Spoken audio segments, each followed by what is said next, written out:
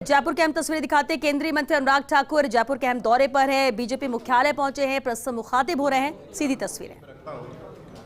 Anurag Thakur ji Himachal Pradesh cricket association के अध्यक्ष रहे हैं, भारतीय क्रिकेट कंट्रोल बोर्ड के ज्वाइंट सेक्रेटरी और अध्यक्ष रहे हैं, भारत सरकार में वित्त राज्य मंत्री रहे हैं, भारतीय जनता युवा मोर्चा के 7 वर्षों तक आप राष्ट्रीय अध्यक्ष रहे हैं और अभी वर्तमान में आप भारत सरकार के सूचना प्रसारण एवं खेल युवा मामलों के कैबिनेट मंत्री हैं। मैं आदरणीय साहब से अनुरोध करूंगा कि हम सबको संबोधित करें। नमस्कार मित्रों, जो पीछे कुछ मित्रों की आवाज आ रही है,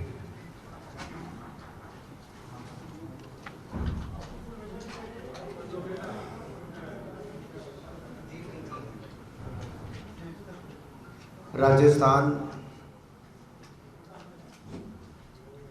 महाराणा प्रताप जी के समय से लेकर सैकड़ों वर्षों तक वीरों की भूमि के नाम से ही जाना गया।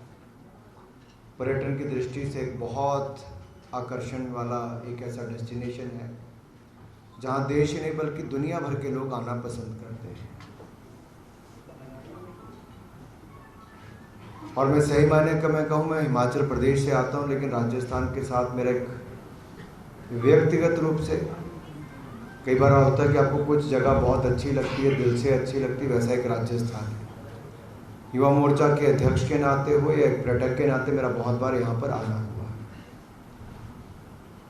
और बार बार आने का मन भी करता है। लेकिन जैसी सूचनाएं पिछले कुछ वर्षों में यहाँ से मिलती है वो दिल को दहला भी देती हैं और कहीं ना कहीं कष्ट भी देती हैं कि क्या हो गया मेरे राजस्थान को।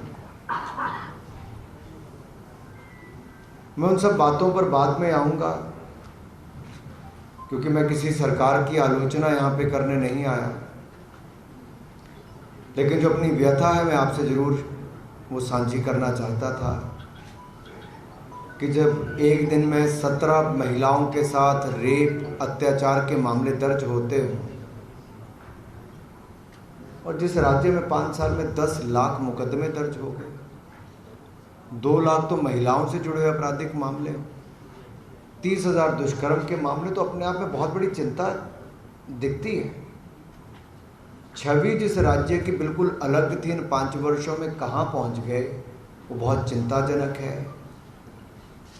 और भय भ्रम भ्रष्टाचार का प्राय अगर मैं कहूँ तो राजस्थान बन गया।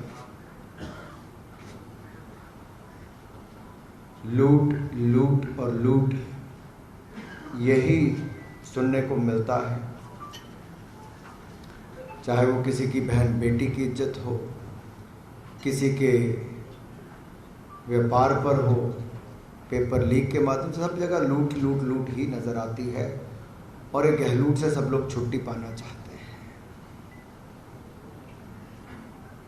अब जहां मैं केंद्र सरकार पे पहले आऊं, एक बार मैं हमने राजस्थान के प्रति नरेंद्र मोदी जी की अध्यक्षता की एनडीए की सरकार ने क्या किया, मैं एक शब्द में, एक लाइन में कहूं कि कांग्रेस के 10 साल में जहां 1 लाख करोड़ रुपए के लगभग केंद्र की योजनाओं का लाभ राजस्थान को मिला था, हमने उससे 4 गुना ज़्यादा 9 वर्षों में दिया है, 4 लाख करोड़ रुपए से ज़्यादा।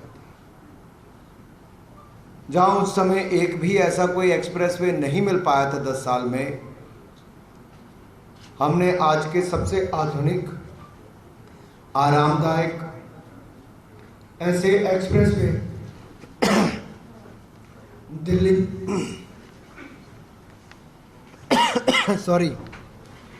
दिल्ली मुंबई एक्सप्रेसवे, अमृतसर जामनगर एक्सप्रेसवे, ये देने का कार्य भी किया है।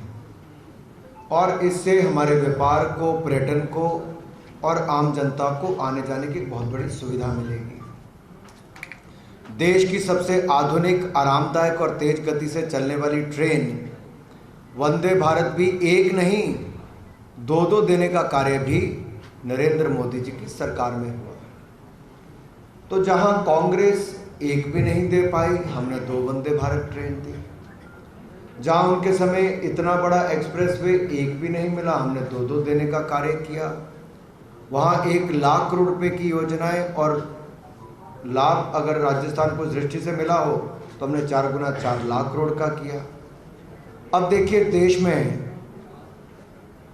भाई मेरे पीछे जो नीली शर्ट वाले येलो शर्ट वाले बैठे हैं,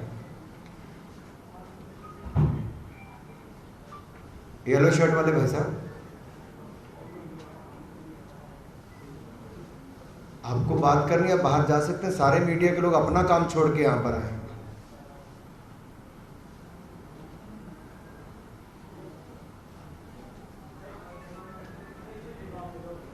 अगर कुल मिलाकर देखें तो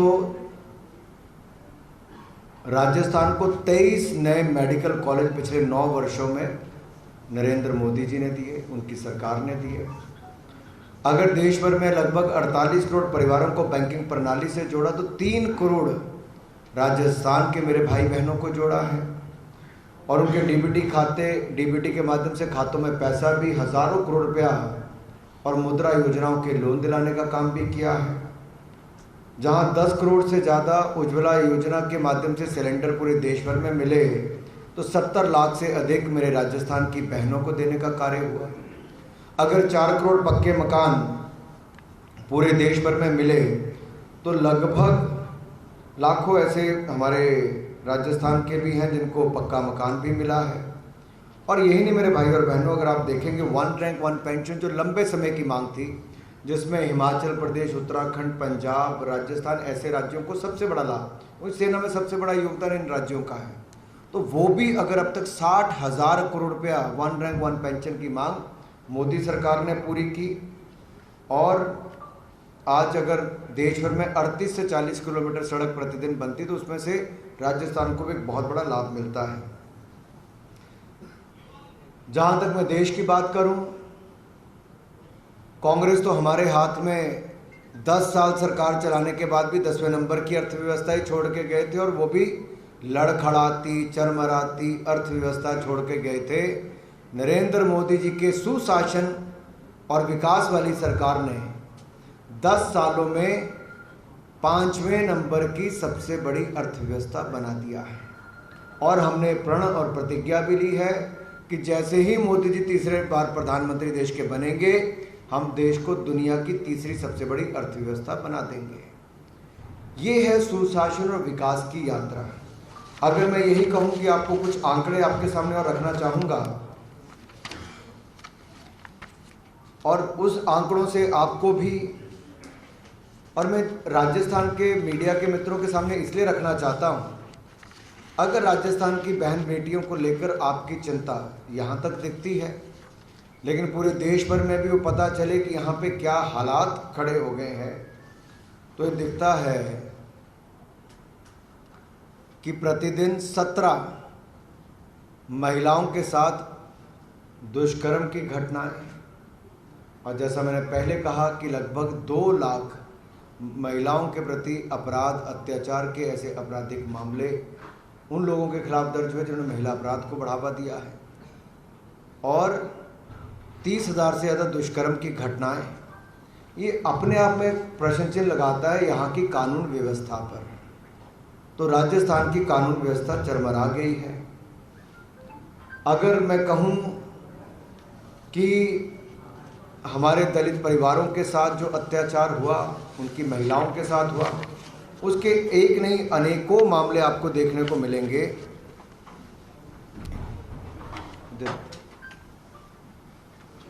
अनेकों मामले देखने को मिलेंगे जिसमें अभी हाल ही में 4 दिन पहले 8 साल के बच्चे का गला काटकर उसकी हत्या कर दी गई, और वो कोई और नहीं, दलित परिवार का एक बच्चा था।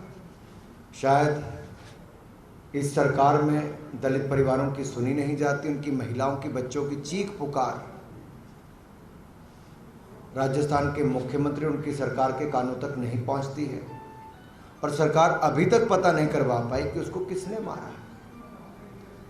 और तो और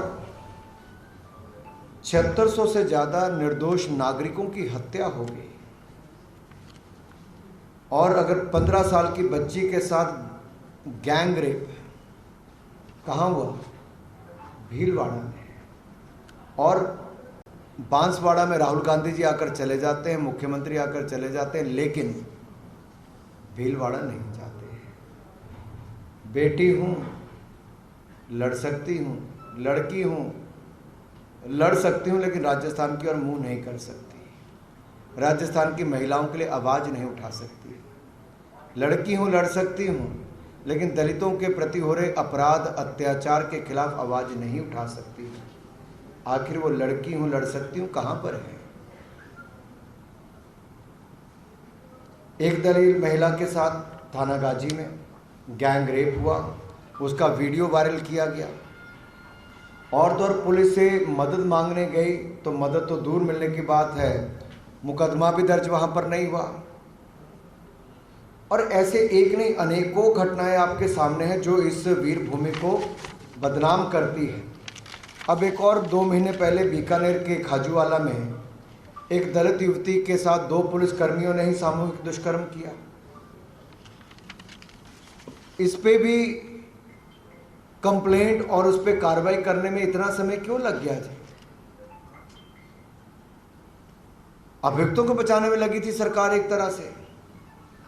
अभी करौली जिले के नदौती में 20 साल की दलित युवती के साथ दुष्कर्म हुआ, उसको गोली मार दी गई, एसिड डाल के फिर उसको कुएं में फेंक दिया गया। एक निर्भया कांड हुआ था, पूरा देश ऐसा लगता था आग बबूला हो गया। क्या राजस्थान की बेटियों के साथ, राजस्थान की दलित महिलाओं के साथ जो अत्याचार, अपराध और दुष्कर्म की घटनाएं हो रही है, क्या उस पर कहीं ना कहीं पर्दा डालने का काम हो रहा है?